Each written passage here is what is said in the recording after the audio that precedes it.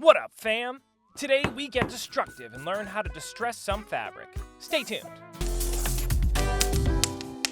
For this project, I will be using this sexy pirate shirt I made in my last video. Since this is for my corrupted druid build, the goal here is to take it from classy and pristine to ragged and dirty. And my primary tools to accomplish this are a hammer and a rock. For my hammer, I'm going to be using this 3-pound crosspeen that I have, but any old hammer should do the trick. And as for the rock, all you really need is a hard, rough surface, so pavement will work just as well. Now I'm going to start by removing these sleeves. So I move my trusty rock into position and drape my shirt over it at the shoulder. Then I proceed to smash the fabric with my hammer, wearing holes in it with every hit. Once it's sufficiently tattered, the rest of the sleeve easily tears away, leaving me with this organically deteriorated looking edge.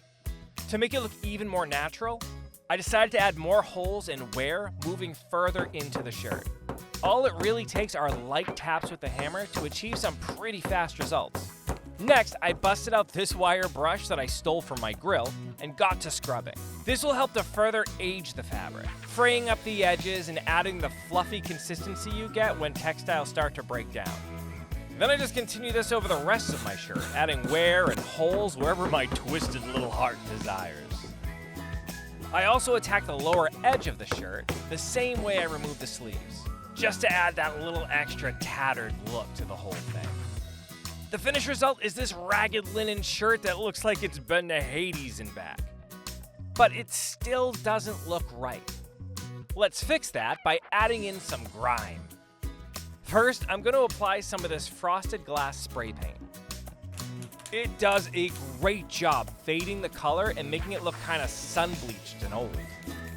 As you can see from this comparison, the change is really apparent and immediate. This faded look is going to help our stains show up more clearly.